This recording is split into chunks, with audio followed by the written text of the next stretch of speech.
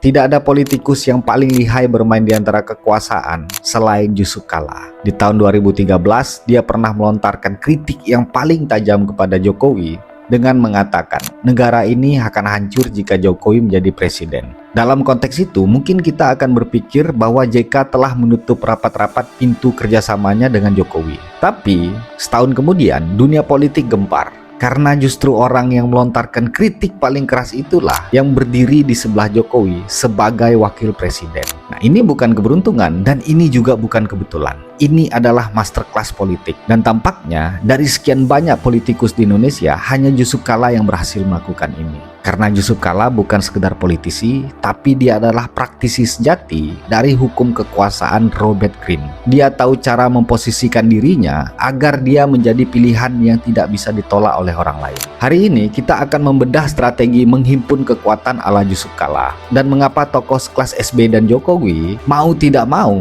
suka tidak suka harus menggandeng Yusuf Kala untuk memperebutkan kekuasaan pertama mereka. Mari kita bongkar. Ada dua kemampuan yang harus dimiliki seorang politikus jika dia ingin kokoh berdiri di depan kekuasaan. Yang pertama adalah kemampuan kapital ekonomi, yang kedua adalah kemampuan organisatoris. Dan inilah yang dibangun oleh Yusuf Kala ketika dia merintis karir di Makassar. Semasa kuliah, dia sudah menjadi ketua HMI cabang Makassar dan menjadi ketua mahasiswa Universitas Hasanuddin.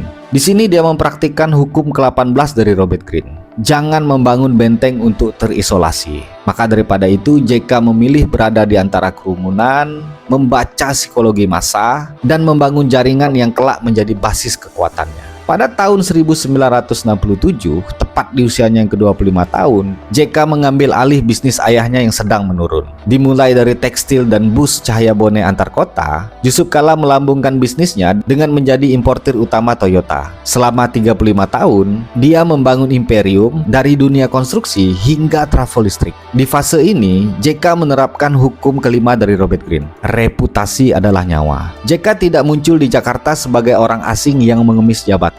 Ia membawa reputasi sebagai raja ekonomi dari timur. Robert Greene menekankan bahwa reputasi kuat dapat membuat Anda menang bahkan sebelum bertarung. Dia juga menggunakan hukum ke-28 dari Robert Greene, masuklah ke dalam tindakan dengan keberanian. Keberaniannya sebagai pebisnis adalah berekspansi ke sektor aspal, perhotelan, hingga energi. Dan itu menciptakan aura kekuasaan yang membuat Jakarta mulai meliriknya. Tahun 1999, arus kekuasaan mulai mencari JK. Kala itu Gus Dur mengangkat JK sebagai Menteri Perindustrian dan Perdagangan. Karena pada waktu itu JK adalah representasi sempurna dari pengusaha dan Indonesia Timur.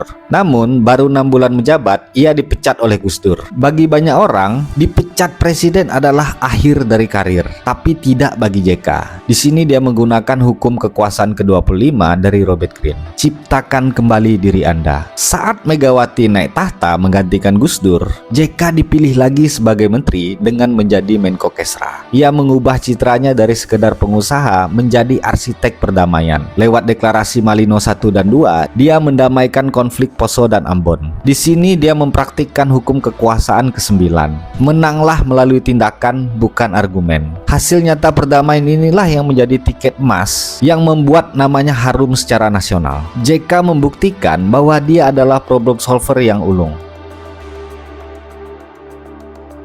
2004 adalah tahun pertaruhan bagi JK. Nama SBY mulai populer sebagai jenderal yang dizalimi. Tapi dia butuh mesin untuk menang. Disinilah JK masuk dengan hukum ke-13, yakni ajukan kepentingan orang lain. JK tidak mengemis jabatan, tapi dia menyodorkan fakta kepada SBY. Kalau Anda punya popularitas di Jawa dan militer, saya punya logistik dan punya suara di luar Jawa. Sebelum dipinang SBY, JK bahkan sudah memperkuat posisinya di konvensi pencapresan Golkar. Selain itu, di antara banyak calon, JK juga sebagai kandidat dengan kekayaan terbanyak. Di dalam pemilihan, kemampuan logistik ini sangat dibutuhkan karena bisa menggerakkan mesin partai dan tim untuk berkampanye. SBY terpaksa memilih JK karena JK memposisikan dirinya sebagai satu-satunya puzzle yang hilang untuk melengkapi kemenangan SBY. Pilpres itu diikuti oleh 5 pasang calon. Pada putaran pertama, pemilihan itu langsung dimenangkan oleh SBJK dengan perolehan 33,57%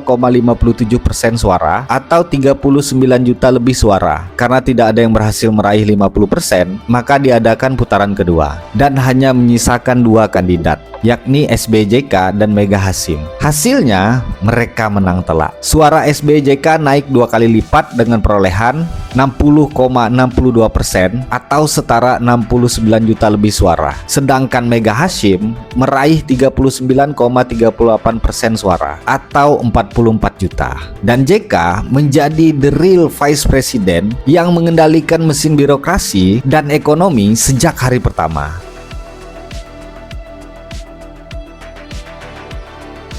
Namun, hukum kekuasaan Robert Greene mengingatkan kita pada hukum pertama. Jangan pernah bersinar dari atasan. Dominasi JK selama menjadi wakil presiden ternyata membuat SBY gerah. Retakan itu pecah di tahun 2009 saat JK maju sebagai capres dengan tagline lebih cepat lebih baik. Namun JK kalah di tahun 2009 dengan perolehan yang terlampau jauh. Dan JK Wiranto hanya meraih 12,41% suara. Menghimpun kekuatan elit ternyata berbeda dengan menghimpun kekuatan di akar rumput. Namun JK tidak hancur. Ia mundur secara terhormat dan menjalankan hukum ke-16 dari Robert Greene.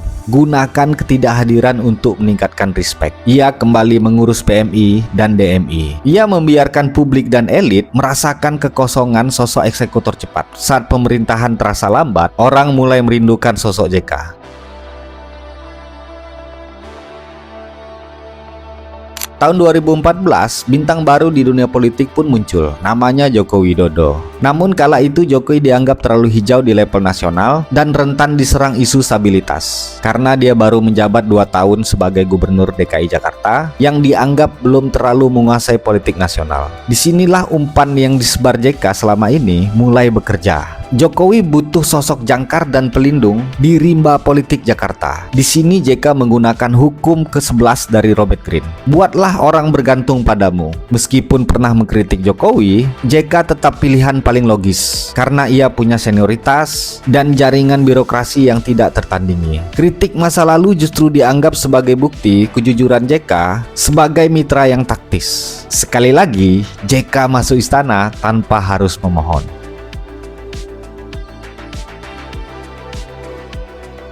Yusuf Kala adalah anomali. Ia membuktikan bahwa Anda tidak perlu menjadi yang paling populer di survei untuk menjadi yang paling berkuasa di meja perundingan. Strategi menghimpun kekuatan ala JK mengajarkan kita 3 hal. Yang pertama, bangun fondasi ekonomi. Jangan bergantung pada uang orang lain jika ingin memiliki posisi tawar. Yang kedua, miliki spesialisasi. Jadilah ahli dalam eksekusi dan negosiasi yang tidak dimiliki orang lain. Yang ketiga, kelola reputasi, bukan citra. Citra bisa dipoles, tapi reputasi sebagai problem solver akan membuat orang lain mendatangi Anda saat ada masalah. JK tidak pernah meminta restu Jakarta untuk melenting. Ia membangun kekuatannya sendiri. Hingga akhirnya, kekuasaanlah yang datang untuk mengetuk pintunya.